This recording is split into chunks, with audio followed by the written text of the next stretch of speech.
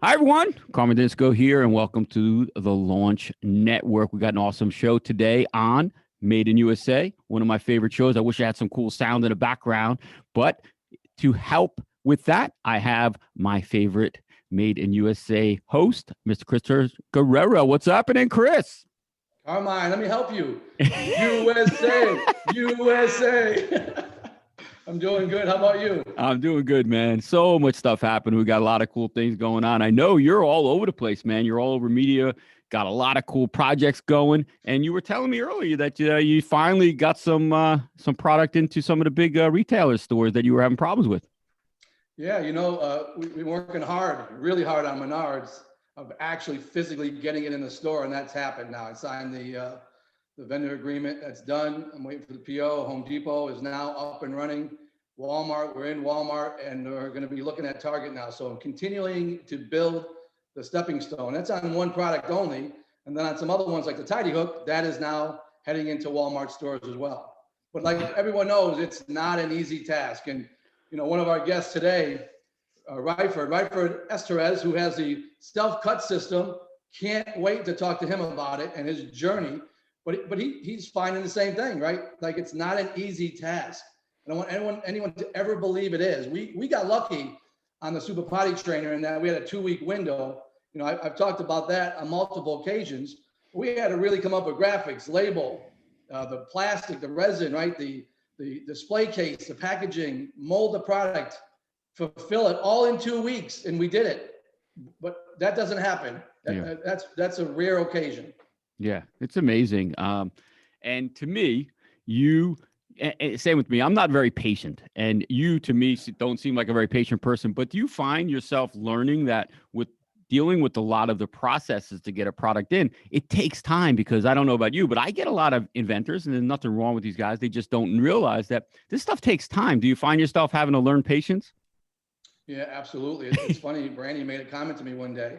Why are you on the phone? I can hear you with Walmart every morning. I said, well, that's the best time to call. And I'll give you an example. Something as simple as this, like Pace is registered under Pace LLC. Well, they submitted it under Pace. The LLC and the Pace didn't match in the system. Took 4 weeks to get it corrected. Took 9 phone calls, and I'm not kidding. Something as simple as that. So everything that you deliver on the documents, make sure, right, that it's exactly the way it needs to be. Even if they make the mistake, it doesn't matter because it won't go through. Then you got to go through the whole process of getting it corrected. So Wow. yeah, you have to learn to be patient, and that's not an attribute of mine. Let me tell you, Yeah. I've always played aggressive sports and physical sports, right, where it's always moving. That's just in my DNA. So yeah, you have to learn. You don't have control over some of those things. Yeah. That being one of them. That's awesome. Yeah, that's kind of how I feel. Yeah, I think our guest has probably gone through so much getting his product on the market, but I'm kind of in awe of all the accomplishments that our guest today has gone through. I mean, the product is awesome, and he's doing what he talks about. So why don't you do an intro and get him on here? I can't wait to Yeah, see to hear his story. yeah, Ryford has been a good friend of mine, and we've been able to share information back and forth. And he's just a good dude, man. He's got a story like mine. He's got an amazing product. Now, it's not going to work on my head, but for all you folks that are high and tight, this is by far the product. Self-cut system. He's really blown it up. He's gone into Amazon and retail. He's in Walmart and Target. I'll let him tell you the story. But I'll tell you, the thing I like the most about Ryford, like, it's a real story. There's no fluff here. He did it on his own. He worked his butt off. He grinded it out. And here he is now, really getting some great success. And he's a really good dude. I love working with him. So with no later ado, here's my man, Ryford. Hey guys, well, listen, man. Yeah, thank you for having me here and sharing my journey as a entrepreneur and inventor. And a little bit background about myself. I was born in the Philippines. Came to the States when I was like 8 years old. My mom got me remarried. And growing up, I grew up in a middle-class family. And what I told you before, I didn't grow up with a silver spoon. So at a very early age, I learned the value of earning a dollar. because, ever since I was a little kid, I always, like a lot of things. And unfortunately, my parents couldn't afford it. So that actually made me to go out there and make my own money, from shoveling snow to washing people's cars to, giving people haircuts. And yeah, so I owe a lot of my success to my childhood, my upbringing, and the way I was raised. And nobody actually sat down with me. Yeah, I think that's a deal, man. I think, that persistence and that grind and believing in something so strong that nothing will stop you. I mean, everyone's going to say no. You're going to get people that say you don't have any sales yet, but the grind of getting it to that next platform. And that's what I see in you. I see a really strong, like a really level-headed guy with a lot of persistence and pursuance on grinding it out. Yeah. And basically, how I actually got into my first business. This is my first company. Been in business for 10 years now. And obviously it's called Selfcut System. It's an educational platform that teaches men and women how to cut and style their own hair using our first ever portable tri-view mirror that you hook it up in the back of the door. It's height adjustable and you can see all angles of your whole entire head. And going back to what you said, yes, it's for guys like me, height and tight, skin fade, all that stuff. But also, it's also great for bald-headed guys, especially when you're shaving the back of your head. Sometimes you miss a spot. I have a lot of bald-headed friends, and ever since I started, using my product, they were like so thankful. Like, wow, I could my head is completely shaved. So, Wow. Hey, let the truth be told, okay? When I was younger, my nickname was JT, with John Travolta, okay? I mean, if you go see my pictures of my son Tyler, you'll understand what my head looks like. I could get that thing slicked back like a dovetail in the back. Okay, those days are over, but I used to have a good set of hair. Yeah, so basically how I came out with the Selfcut System idea. Ever since I was a little kid, I think I was like 15 years old. I always liked my hair to be well groomed, clean cut, that short haircut, just like what I have right now. And believe it or not, I still have the same haircut since I was 15 years old. And the only downside of having a fresh short haircut is that it requires a weekly visit to the barbershop. And I remember one Saturday morning, I waited not one, not two, not three, 4 hours just to get a freaking haircut. And that day changed my life because I was like, I'm not going to spend $10, $15 a cut every week and dealing with this long waiting. I'm going to go out there and learn how to cut my own hair. So what I did was I actually went to the local drugstore, got myself a pair of clippers, and pretty much decided to really learn how to cut my own hair. And I got so good at it that all my friends from school were so surprised and were so impressed that they asked me to cut their hair. So the word spread and I was known as Ryford the Barber. So that was like my side hustle growing up. And it's funny though, there was a barbershop down the street from my school, and the barbershop owner recognized me and actually offered me to work with him and have my own barber chair at age 16 years old. So, and then, people thought I was going to be a barber for the rest of my life. Even though I enjoyed cutting, I couldn't really see barbering as my, full-time career. So when I went to school, I didn't go to a fancy school. I went to a community college. I actually studied nursing. Why nursing? Because I'm Filipino, so we're known for that. And and also I was paying everything myself. I paid my own school, and again, I didn't grow up with a silver spoon. And I was, after I was done with nursing, I was working, and it wasn't for me. Even though I kept my day job when I started the business back in 2010, I was still working as a nurse for 7 years. And but going back is, how did I really, what was the inspiration? How did I get inspired, creating a cool invention? Well, there was a show on CNBC called The Big Idea Show with Donnie Deutsch. So it's a show about entrepreneurs, successful inventors, business people, and how they all shared their one big idea and how they turned their big idea into a multi-million-dollar company. And I remember one episode, they had a guest, this guy named Todd Green from Headblade. who invented this the simple razor for bald-headed man. I'm sure you guys have it. I've seen it. And at Look first, at this baby. Look at this beauty. yeah, when I first saw it, I was like, that's not a product, that's a gimmick. Like, what's so special about that razor, right? And as soon as the inventor shared the sales that he was making $8 million a year, I asked myself, like, what the hell am I doing with my life? Like, if this bull-headed Sound like guy my son.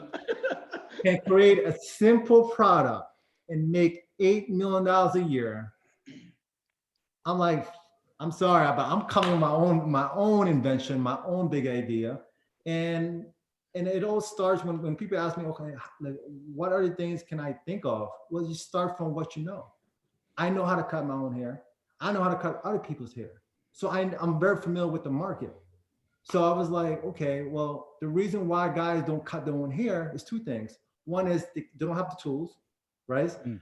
You can't see the back of their head, and they don't know how to. So back in the day, that's so basically that's how I actually came up with the product, the world's first portable tri-view mirror. And back then we actually had an educational DVD, but now we have a free app that you could download. Wow.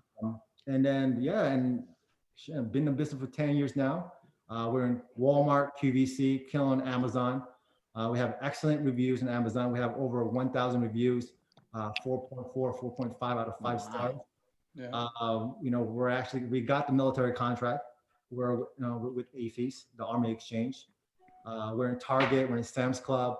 And this is the last 2 years, that's when we started working retail. But the first 8 years, we were just strictly online. You said one thing that caught my attention when that fellow offered you a job, and even then, right?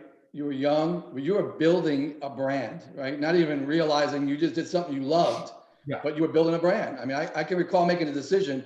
I went to a technical high school, and there was 28 curriculums to pick from. I chose engineering, design engineering. I really just loved it. I love creating things. And I remember, like, a lot of my friends, and even my dad's an electrical guy, and my brother was a paint and body guy at the time, who both now worked at Raytheon for over 40 years. Oh, wow. They said, why are you doing that? I said, because I don't know, I like it. It's something that, right, I can feel, I'm passionate about it. And I made a decision at age 13 that I stayed with my entire life. I mean, truly, how many people can say that, right? I just built off of that. So when you said that you did something you loved, and you didn't see yourself being a barber, and then you saw this big idea, and the light bulb went off, right? So you were building a brand way back, and now you have a really cool product that millions of people are benefiting from. Mm-hmm. Yeah. And what's so cool about my brand is that we have an ecosystem. People think, oh, it's only mirrors. Okay, we have an app. We just launched our own clipper line. It's called the Retro Kit, Selfcut System Lambo clipper, and then you got the Selfcut System finisher trimmer, and it's been selling like hotcakes. And and then for not this year, but definitely next year, we're going to be in Sam's Club, and we're going to have it's a barbershop in a box package. So you have the clippers, the trimmers, the cape, the mirrors, the comb, the guards, and pretty much it's a great product, especially during this tough times now, during this pandemic. Yeah, I think the Clipper edition is brilliant, right? It's a value add. I always look at when you have a product line, a lot of companies have done that, right? They've built a great product and then start building brands from it. So now you have a great company. Yeah. So I always thought of the Clippers. I mean, what a perfect addition to your business model, and anything else that does. I mean, I can see you coming up with gels and. We have hair gel. Yeah, there you go. We got hair gel. We got that Selfcut System aftershave lotion and shave gel. So I mean, it's beautiful. I mean, if you think about like the gas stations, right? Way back, they used to be a gas station, and now what are they, right? You go to the gas station, you pick up a Gatorade, you grab some gum, you buy a lottery ticket. It's a one-stop. So in your business, again, Selfcut System. This thing is it's a really cool product, and now you got all the additions, all the add-ons to the business. I also want to add something to the inventors out there, especially if you're launching your first product. Yes, you got to be passionate about your idea, your product. But at the same time, make sure there's a market for it. I think, people are so in love with their product, but nobody cares about it. For me, like I already know there was a demand for it because I was a barber back then. Yeah. I remember I see even my customers waiting a few hours just to get a haircut. So what I did was I just gave them, it's like the P90X of self-grooming, right? Like, what do you got? Tony Horton, right? So you have your own personal trainer right in your own home. All you have to do is just watch the videos. Same thing with hair. You could be your own barber if you have the right tools and the knowledge to do it. So then that's how Selfcut System was made for. Hey, Rodford, real quick. Your story is, yes, it's inspiring, because a lot of people can relate to it.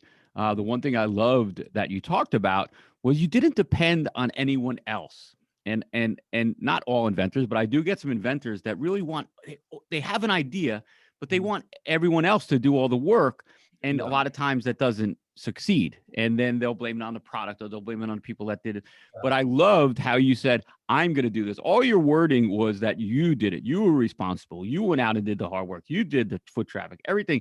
Because as you said, you were passionate about it. So to you, it wasn't work. It was like you were passionate. You're going to get this done. You knew. And the other thing I loved was that you knew the market. A lot of times, inventors, as you probably see, they'll see something and they'll want to create it, but they don't know anything about that particular market. So when I'm asking them questions to make it, they don't have the answer. So again, they have to rely on someone else. So I think that, yes, it was really, really hard work, but you were passionate. You just made some great decisions.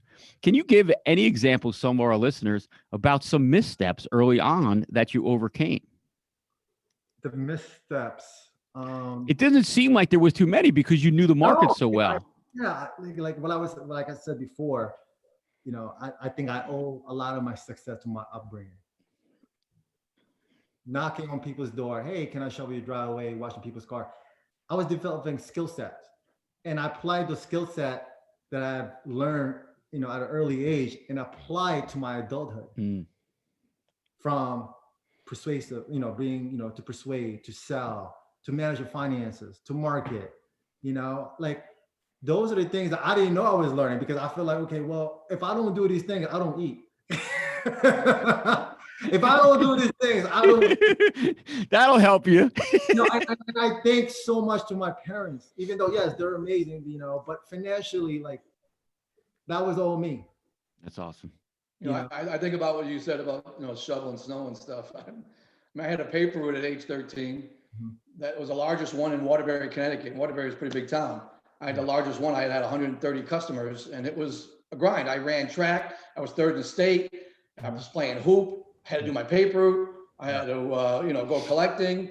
I can recall going out shoveling driveways. It just, for me, it was like, that was the way to earn some cash. Of course. I remember when I was in high school and I was playing basketball too. I had like 3 jobs. So I was a barber, I was working at the library, and I was doing different odd jobs. Like when it snows, I shovel. When it's summertime, it's hot, I go wash cars. And that taught me a valuable lesson. And for all the viewers out here, if you guys have kids, make sure put them to work at an early age, because they will appreciate the value of $1. And to me, that to this day, I still owe a lot, from my upbringing. So important. I totally agree. Now, do you manufacture the product yourself? Do you run all the manufacturing side of it? Yes. I do everything. I'm not a manufacturer. I do have a factory overseas, and they, have a great relationship. And here's the other thing too, for the first time inventors, get ready for manufacturing. It all depends on how complex your product is or your ideas. But man, I went through like 8, 9 different manufacturers the first 3 years. So I was able to mass produce, but I was limited to, because there's things that I had to deal with as far as the defective rate, cosmetically blemish, but over time I was able to perfect it. Yeah, I think, that's another big key, a really strong key point. It didn't happen overnight, right? Like you said, you went through 9 manufacturers. You learn on the go. You learn. Yeah, right. And also It's- start small, take affordable steps. You don't need to go Yeah. all out. Right. Yeah, it's kind of a grind, and we've been talking about how do we get his product made in the USA? It's not. There's some things that, like what I do, are in my sweet spot. Some things aren't. His product is pretty cool. I mean, there's some assembly, right? There's a mirror. It's not just injection molding. So we had to be careful before you ever where you're already producing and making good strides. You got to be careful when you make a change, no matter what the product is. So I think there's all of that, the lessons learned along the way. Nothing's perfect ever. You try to make it as perfect. I'm a lean guy, right? It's my goal is to make everything perfect the first attempt. Yeah. But it's a grind. It's, you said 10 years. I mean, the last 2 years were retail, and you're doing really well now, and you can see it. You can see it growing now to different branches, different product lines that you're offering within your brand. And this is going to become not just a product; it's going to become a company. Yeah, that's really where you're headed. That's where I see it. Yeah, and again, I think I told you this before. One of the proudest things that I'm very proud of is I bootstrapped my company. I have no investors, no partners. This is all me 100%. I just don't like to rely on people. Like I don't want to, say, hey, I owe them. This is all me. Yeah, this is really a great story. I'm telling you, I'm the same way. I really believe in not having debt. I really believe in having good cash flow and being able to manage your business without having to worry about the outside noise. So I commend you on that. That's not an easy thing to do. Yeah, and I have a great relationship with my bank. They just increased my line of credit for $2 million. I'm just like at a 5% interest rate, just like that. Yeah, I mean, you got the perfect story. You really do. I mean that sincerely. You started from nothing. What do we say? Started from the bottom. Now I'm here. Yeah, right? That's right. That's right. I mean, really, that's what that is. It's pretty cool, and that's why I think people have to hear this story. I mean, the more you can get it out, the more encouragement you can give people, the more they can learn. Yeah. And all the two lessons I've learned, like what Carmen said. Yes, I didn't really make a huge mistake. I didn't, but there were some things that I've learned over the years. Two things that I messed up on, is don't rely. Of course, you need to find somebody who can help you, grow your business or, get you to the next step. But especially in the beginning stage, like, especially getting into retail. Listen, I want to retail. I actually pursued retail, I think after 8 years of business. Because one is, it's a whole different animal, as you can, relate, right, Chris? It's a whole different absolutely. Animal. And for me, because it was more like a one-man show, I was doing 8 years, and that was good. But I was like, you know what? I want more. I don't want to sell it for good. I want to be great. So I actually hired my best friend, Paul Rosalino, who's my COO, and he actually helped me get into Walmart.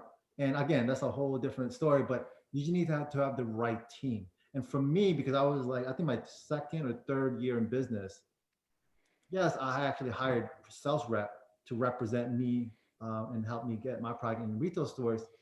I actually went through 2 sales rep, and that didn't work out. And the other thing too is when it comes to as the business grows and you have, a good amount of budget for your marketing, especially. I remember I messed up on that one. I actually lost 80 grand on a radio campaign.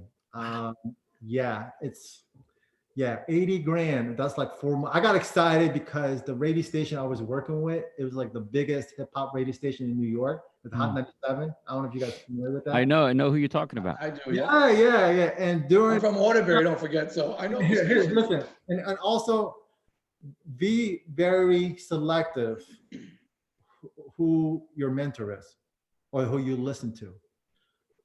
Because during that time, I was introduced to a mentor who had a successful business.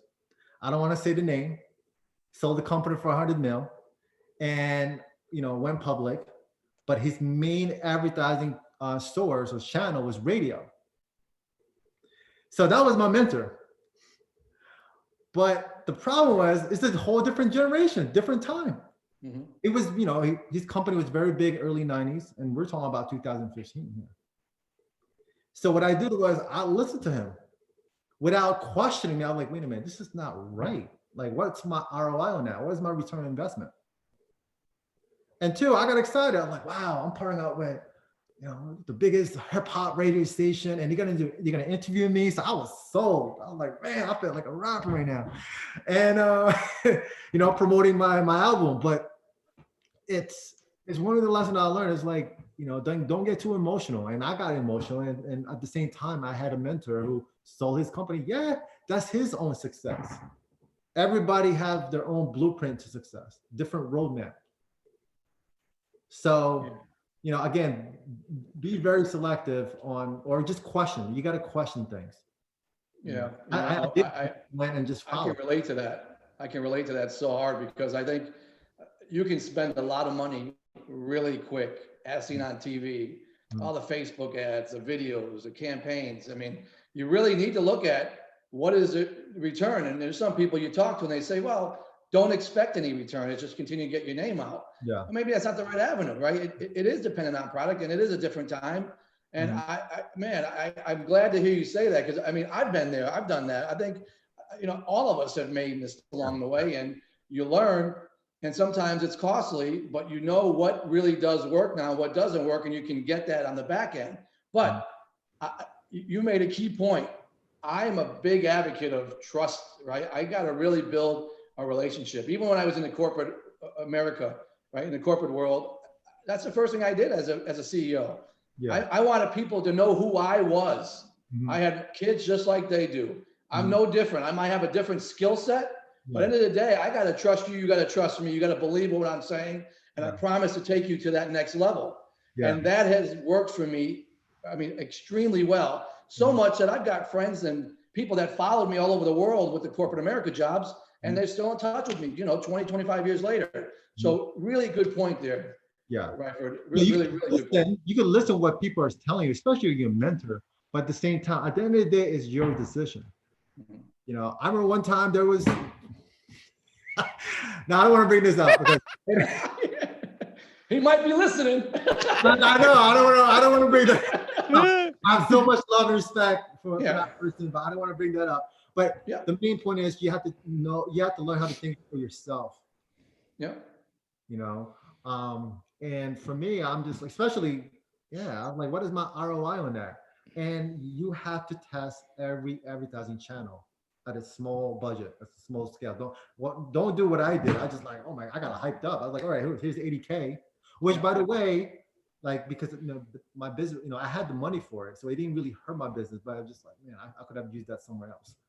Yeah, that was my learning lesson. That was like, I couldn't. And that's what I love about this show. These are real stories, like nothing scripted here, right?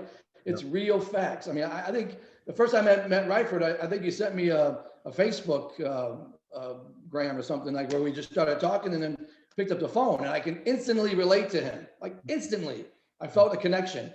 And that's how some of this stuff builds. And now we've done some things together. We communicate with each other. We help each other out. And I watched him grow over the last year.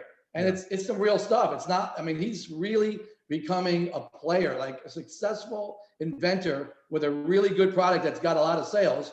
But the coolest thing I like the most, right, is look at behind him. He's got a shop in his house now. That is cool. I love it. That is pretty cool. Yeah, this is like my home barber shop, so test out our products there. I was to bring this up. Yeah, this is our latest edition. This is a King's Gold, Selfcut System King's Gold limited. Beautiful. That is really nice. Yeah, this with the right? I love it. This goes for $300, $299.95, and it's super sick. And we're almost, we're sold out. We're sold out. Yeah, we're coming. I think it's gonna be available in 2 weeks now. Yeah. Wow, that's awesome. And I watched him evolve literally, over the last 2 years, but really the last year. I mean, I've really watched him evolve. I mean, he's got a dream car now. I'm a BMW guy. He's got a dream car that I want, right? So he's motivating me now. Okay, I love that. I mean, that's what I'm saying. Like even in corporate America, I may not have been the smartest guy in the room with the best degree, but I had people that were close to me that did have MIT degrees, right? They did have Duke degrees, and they were brilliant people. That is a network. It's what I'm good at, they weren't, and what they're good at, I wasn't, but it made us a great team, and we did some unbelievable things. And Yeah, I that's what think Rifer's that's very got well now. said. That's very well said because again, I could relate because it's the same thing. Like as the founder, as the CEO, your job, just to make things simple, is to, if you can't do the job, find the people that can do the job for it. So know how to delegate. And for me, I learned that from the beginning. I'm like, wow, I can't do this. All right, well, I'm gonna look for somebody else. Yeah, that's Find awesome. new talent, and pretty much that's how you grow. It's building a team, and I'm just very fortunate that I think I have the skill set for it. Right, Ryford, I Everybody know needs that. to check this out. They really need to go to selfcutsystem.com and check it out. He's got some really cool products. Yeah. Really proud of Ryford. Hey, Ryford, real quick, I know that you also dabble in trying to help inventors. I don't want all the inventors calling Ryford right now, but I know that you are working on some things to help. But just one, what's great is you're talking about a long time, 5-10 years. And I don't want inventors to think that they're instantly going to jump in to where you are right now. And we get a lot of inventors that, they want to speed up the process, and there really isn't a way to speed up their process. And that's what I love about what you're talking about. It's been a long process. I mean, it's been time, right? Of course, it's a long process. Again, this is a 10-year journey. Again, don't quit your day job, please. Even though if you hate it, find another one, because cash flow is very Great important. advice. Pay your bills. And like, it's so funny. Like, okay, I just bought this house like a year ago. And if you saw where I used to live, you will be surprised because it wasn't like this. Yeah. This is where I live. Here, I'm showing you guys. This is all little, if you want to call it headquarters, my own home. And I was living in a 2-bedroom apartment with a roommate. Yep. And so funny when you add the money that I actually save. Think about that. Like for like 8 years or 9 years of living there, I calculated I save about $430,000. There you go. $430,000. Every penny counts. Very important. Very important. That's how I was able to finance my business. Yep. Making great financial decisions on a daily basis. Yeah. So again, don't quit your day job, and you just have to push and be creative. Set goals, set deadlines, and and things will manifest. It's especially in today's generation, it's so easy to do a promo, create a video, you have your phone, put it on Facebook, see the engagement. Like we have this thing called social media, for God's sake. It's not like back in the 1990s and mid-90s, you need to have your product or commercial On the radio. Yeah, on radio, on TV. It's like, it's so easy to start a business in today's generation. It's like, come on. And do it smartly. What I like. So real quick, when you just seem to me like you're waking up, you're always having ideas, you're driving, you're running, you're at whatever you're doing, you're coming up with ideas. When you come up with an idea and it hits you, what do you do first? Do you just jump on it, or you let it settle for a little while? Or, I mean, obviously you're always coming up with cool ideas that, It's so funny because people think, am I an inventor? I'm more of an entrepreneur than an inventor. I just saw the opportunity because my biggest motivation was, after watching that Big Idea show, make money. I didn't know it was possible to make millions of dollars. Listen, I'm Filipino. I came from a third world country. Nobody tell you that it's my mom, my stepdad, or people close to me going to tell me, oh, you can make millions of dollars. But the majority of society tells us, okay, go to school, get good grades, go to college, be in debt. I'm like, I'm not gonna. Even my guidance counselor, my senior in high school, right? Listen, I think I was like a B or C student, and she recommended me to go to this college and like spend like 90 grand. I'm like, hold on. That's like the biggest scam. I swear to God. I'm like, hold on. I'm only like 17. You're talking about 90 grand and you're talking about scholarship and all that stuff. I never seen 90 grand. Mm-hmm. I know education is important, but what type of education? I want an education that is going to make me money. And guess what? It cost me zero. You got the best education, dude. Yeah, because I read a lot of books.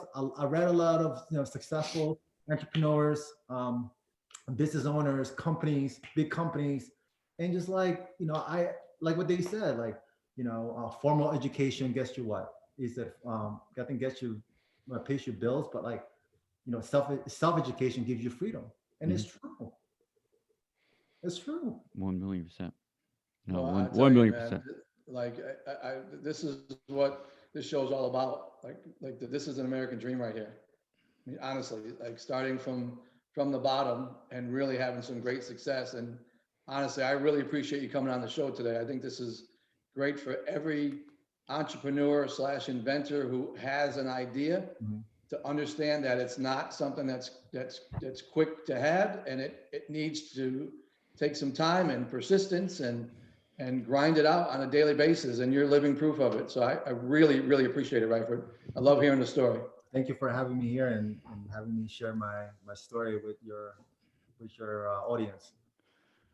Oh man, it's awesome, dude. I mean, everything you're talking about, I'm hoping that our entrepreneurs, our inventors, our product guys Mhm. are pulling in and listening, because we're not trying to discourage. We just want everyone to do things smartly. Of You know, course. it's very encouraging to talk to somebody like yourself. To add to that, like going back to what I was saying before, I was just like, yeah, I am motivated if I have the opportunity to make millions of dollars, millions. And it's Yeah. so funny how people just go to school 4 years and sell for six figures, 150. Yeah, that's good for them. But for me, I have a different approach to that. Yeah.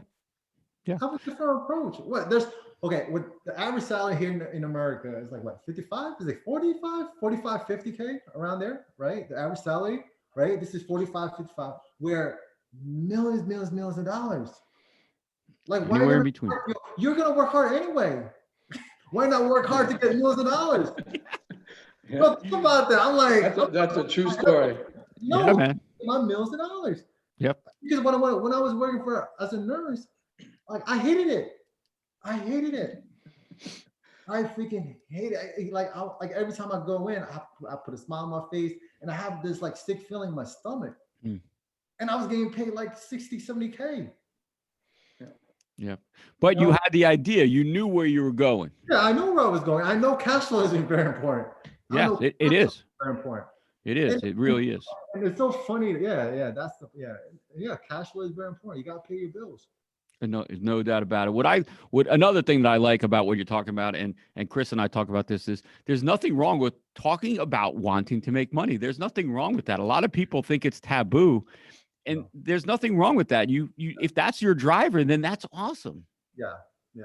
And also just just be careful where you getting your information from. Yeah.